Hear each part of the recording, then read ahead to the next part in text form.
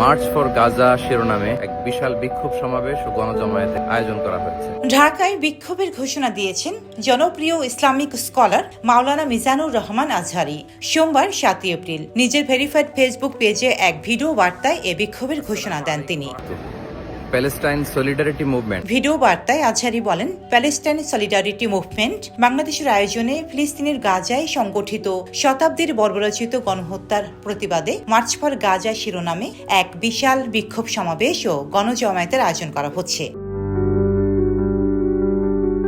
আগামী ১২ এপ্রিল শনিবার শাহবাগ থেকে শুরু হয়ে মানিক মিয়া এভিনিউতে গিয়ে এই মার্চটি শেষ হবে। ইনশাল্লাহ আমি নিজে সশরীরে এই বিক্ষোভ সমাবেশে উপস্থিত থাকব। আপনারাও দলে দলে যোগদান করুন। তিনি আরো বলেন, মানবতার পক্ষে, ন্যায়ের পক্ষে, গাজাবাসীদের পক্ষে দল, মত, জাতি, পেশা নির্বিশেষে এই বিক্ষোভে অংশগ্রহণের জন্য সবাইকে উদ্যত আহ্বান জানাচ্ছি।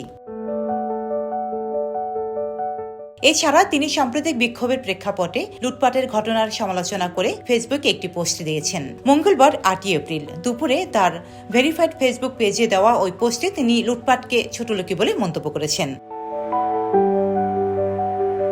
আজহারি তার পোস্টে লেখেন, বিক্ষোভের নামে লুটপাট নিতান্তই ছোটলোকি। যেসব অতি উৎসাহীরা এই গঠিত কর্মকাণ্ডে জড়িয়েছে এরা সুযোগের অভাবে সৎ। এরা যে কোনো ভালো উদ্যোগকে মন্দ পরিণতির দিকে নিয়ে যায়। কোনো একটা স্মার্ট মুভকে মুহূর্তেই পণ্ড করে দেয়। মূল ফোকাস থেকে সরে গিয়ে নির্বোধের মতো অপ্রাসঙ্গিক কাজে ব্যস্ত হয়ে পড়ে। মুমিনের আচরণ কখনোই এমন নয়। প্রতিবাদের প্রতিটি স্টেপ হতে হবে যৌক্তিক ও বুদ্ধিদীপ্ত।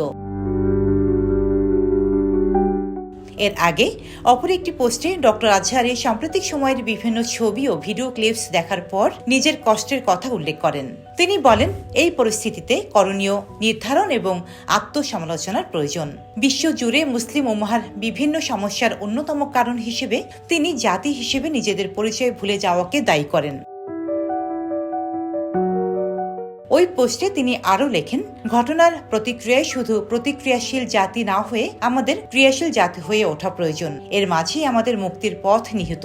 আমরা শুধু তাদের ব্র্যান্ডগুলো বয়কট করতে জানি, কিন্তু আমাদের নিজেদের মানসম্মত কোনো ব্র্যান্ড নেই। জ্ঞান বিজ্ঞানের উৎকর্ষতার জন্য যে ডেডিকেশন দরকার তা আমরা করতে রাজি না। রোজিনা বেগম, দেশকাল নিউজ।